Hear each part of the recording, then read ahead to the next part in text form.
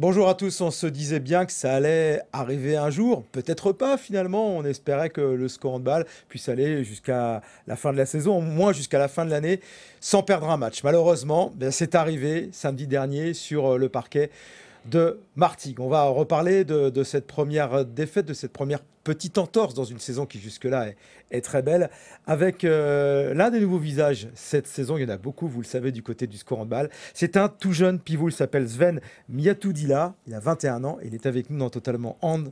Salut, bienvenue Sven. Salut, bonjour. Bon, t'as pas de chance, hein, c'est toi qui viens juste après cette première défaite. Voilà, ça tombe comme ça. Surtout que ce match, bah, tu l'as joué. Mm. On rappelle que tu es l'un des pivots du club, que le pivot habituel, Fares Goul, ne jouait pas ce match-là, hein, il était blessé. C'est ça, Il c'est était blessé, ça. donc ça t'a donné l'opportunité de le jouer. Qu'est-ce qui s'est passé à Martigues? On sait que Martigues était en difficulté, équipe du bas de tableau, match piège par excellence. Vous êtes tombé dans le piège, Sven? C'est un peu ça, hein. Ça fait partie du jeu. Comme nous avait mis en garde Issam, ça a été compliqué, c'était un match compliqué, avec un public qui poussait beaucoup, avec beaucoup de choses à gérer, des arbitres qui n'ont pas forcément été corrects à certains moments. Mais du coup, on a fait ce qu'on a pu. Après, ça devait arriver. On n'a pas géré les fins de match comme d'habitude. Oui, parce que on rappelle que dans ce match, à un moment, enfin, vous partez plutôt bien. Vous avez même un matelas assez confortable. C'est ça, c'est ça. Du coup, oui, on part bien, on entame bien le match. Et ouais, il y a un moment de mou, on a un petit trou d'air, comme on a souvent des petits trous d'air dans certains C'est vrai, matchs. ça c'est récurrent cette saison. Ouais, Mais généralement, vous arrivez à vous refaire. Pas c'est là. ça, c'est ça, c'est ça. Donc du coup, là, c'est un peu plus compliqué. Donc du coup, parce qu'ils prennent un peu le large et après, on court un peu derrière. L'arbitre qui nous aide pas, je pense qu'on s'énerve un peu. Ça nous met pas dans des situations très favorables, mais bon, ça arrive, hein, ça fait partie du jeu. Vous saviez que ça pouvait évidemment arriver un jour, le plus tard possible. J'imagine que vous vous étiez fixé un petit challenge, au moins arriver jusqu'à la fin de l'année, restait deux matchs, Martigues, puis Paris là qui arrive pour rester invaincu, c'est ça? C'est ça, c'est ça. De base, c'était ce qui était Mm. prévu, ce qu'on voulait, c'était l'objectif, être invaincu jusqu'aux vacances de Noël. Bon, après, malheureusement, ça arrivé, ça nous est tombé dessus. Après, mieux vaut que ça arrive maintenant que plus tard. Comme ça, au niveau des points, on est encore on est encore bien dans la course. Ça va, parce que vos concurrents finalement aussi ont un petit peu trébuché. Je crois qu'il y a eu des matchs nuls derrière. On va voir le classement s'afficher. Vous êtes évidemment toujours devant, toujours en tête. Mais bon, il y a pas non plus un matelas, une avance énorme. Donc j'imagine que cette défaite-là vous a pas plu du tout. Elle n'a pas plu à Issam, l'entraîneur, Issam Tesh. Ça a grogné dans le vestiaire. Il était en Oui, colère, Issam? Ouais. bah oui, normal qu'il était en colère. Parce qu'il nous avait mis en garde. Il nous a mis en garde, il nous a mis en garde toute la semaine. Il a dit que ça allait pas être facile. Et bon, après, c'est pas un adversaire qu'on a pris de haut, mais on n'a pas géré la chose, quoi. Est-ce que le fait de ne pas y aller avec forcément toutes vos forces, on le dit, hein, Fares Goul était absent, mais bon, il y a du monde derrière. Et puis Issam nous l'a répété, le groupe est large cette saison, ça permet aussi aux jeunes comme vous de se montrer. Est-ce que c'est un des facteurs qui explique, voilà, peut-être que ce groupe, quand les leaders ne sont pas là, enfin qu'il en manque quelques-uns, c'est plus compliqué. Oui, après, forcément, l'absence de Fares joue. L'absence de Fares, elle joue. Bon, après, pour moi, c'est pas ça qui a fait que. Mais du coup, les jeunes, ça nous a donné certaines responsabilités à certains moments qu'on n'a pas forcément peut-être bien Ouais. géré. Vous n'avez pas su la Voilà, saisir comme il fallait? comme il fallait. On n'a pas saisi comme il fallait. Non, pas forcément, parce on reste sur notre faim, sur Ouais. cette défaite. Et je pense qu'on aurait pu mieux faire et on aurait pu montrer de meilleures choses. Bon, il reste un match, pas pour vous rattraper, c'est fait, mais pour bien terminer l'année, pour le coup, samedi à 18h30 chez vous, c'est la réserve du Paris Saint-Germain. Donc voilà, même si on sait que c'est une équipe très jeune, mais il y a de la qualité. Là, vous allez jouer avec un esprit de revanche, le couteau entre les Oui, dents. oui, avec le couteau entre les dents, bien sûr. C'est le dernier match à la maison avant les vacances de Noël. Offrir une victoire au public et même pour nous, ça va nous faire du bien. Donc on va tout faire pour. On sait que ça va pas être facile, mais on va tout faire pour. Bon, Sven, on vous découvre donc cette saison, comme beaucoup d'autres visages, je le disais, au sein de cet effectif. Alors, qui es-tu, Sven Miatoudila? D'où viens-tu? De la région parisienne au départ, c'est ça? Oui, c'est ça. De base, je viens de la région parisienne. J'ai été formé au club de Plaisir Handball. donc, où j'ai fait mes gammes jusqu'à mes moins de 15. Après, j'ai fait une petite saison au Chennai.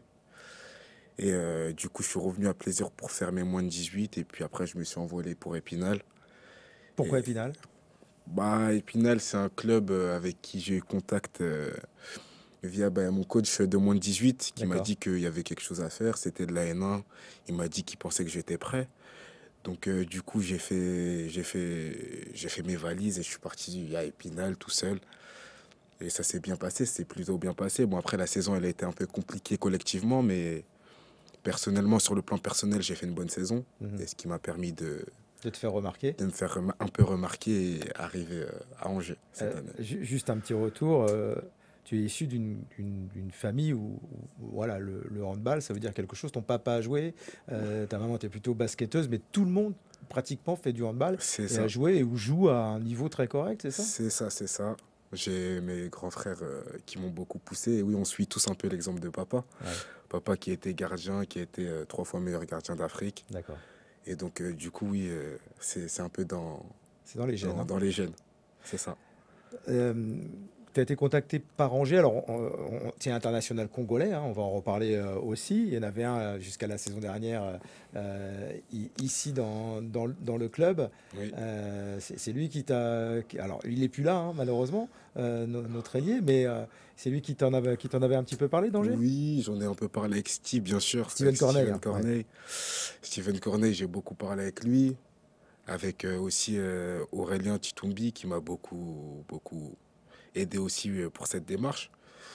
Et donc, ouais, il m'a un peu tâté le terrain, il m'a un peu dit comment ça se passait, comment c'était, et ça m'a donné envie de venir me lancer dans le projet. Le projet, voilà, comme tous les autres joueurs, cette nouvelle salle, ce club ambitieux pour remonter. Toi, dans un poste de pivot, alors tu as un entraîneur qui a été un très, très grand pivot. Tu as devant toi, évidemment, des internationaux aussi, un international tunisien. Tout ça, c'est pour poursuivre ton apprentissage. D'abord, juste sur ce rôle de pivot, ça a toujours été ton poste au hand ou c'est Oui, devenu comme ça? ça a toujours été mon poste, Ouais. même si à l'apparence, j'ai pas forcément le T'as pas gabarit forcément voilà, d'un le pivot. gabarit de gros pivot C'est très, ça, très c'est ça. costaud. Tu peux le devenir, mais je sais peut-être. C'est ça, peut-être, qui sait, dans le Il existe futur. aussi des pivots voilà, Voilà, un peu qui jouent plus. sur d'autres aspects de leur physique. Exactement. Plus tonique. Ouais. Exactement, je suis plus tonique, je vais peut-être me projeter un peu plus vite vers l'avant, Mhm. mais voilà, jouer avec mes qualités à moi. Et du coup, ouais, le fait d'avoir Issam et Fares comme concurrence, ça m'aide beaucoup, je peux qu'apprendre et c'est des personnes qui peuvent que me donner des bons conseils pour l'avenir et pour le futur, pour me permettre d'être le plus compétitif possible, on va dire. De grandir encore avec le SCO, puis avec, on le disait, ta sélection nationale, où C'est là ça. aussi, tu as un sacré concurrent qu'on a tous découvert lors des championnats du monde il y a 2 ans, 3 ans maintenant, c'est Oui, ça, c'est hein. ça, c'est ça. Avec Steven notamment qui nous en avait parlé. Alors lui, il est très très imposant. C'est un garçon, on le compare au Shaquille O'Neal du hand, comment il s'appelle? Gauthier Mvumbi. Incroyable ce Oui, garçon oui, aussi. Donc c'est un tu apprends garçon. aussi à son contact. Oui, à ses côtés, on est toujours en contact, on échange, on parle. C'est comme des grands frères, c'est des grands frères pour moi. Ils me Ouais. donnent des conseils, ils sont toujours là pour moi. Donc, oui, c'est des personnes, même s'ils sont hiérarchiquement au-dessus de moi, c'est des personnes qui peuvent que m'apporter. Ouais, essayer d'aller les concurrencer. Il y a, Voilà. la sélection, c'est évidemment important Oui, de représenter son pays comme le papa l'a fait. oui, oui. Pour moi, c'est très important. C'est quelque chose, en plus, que j'ai eu la chance de faire assez tôt. Donc, pourquoi pas perdurer et pouvoir représenter ma sélection le plus longtemps possible. Merci Sven de t'être arrêté sur ce plateau pour nous expliquer cette première défaite. Voilà, ça y est, c'est fait, on oublie, on passe à autre chose, on passe à la réserve du Paris Saint-Germain. Important, hein, bien sûr, ce match, Bien sûr. 18h30. Est-ce que Farrell jouera ou pas? En tout cas, toi, tu es prêt? Oui, moi je suis toujours prêt. Toujours prêt et on va tout donner et on va revenir avec la victoire, espérons. C'est dit, voilà. Rendez-vous 18h30 pour le dernier match de l'année face à la réserve du Paris Saint-Germain. Merci beaucoup Sven. De rien. À très bientôt. Bye bye. Bye.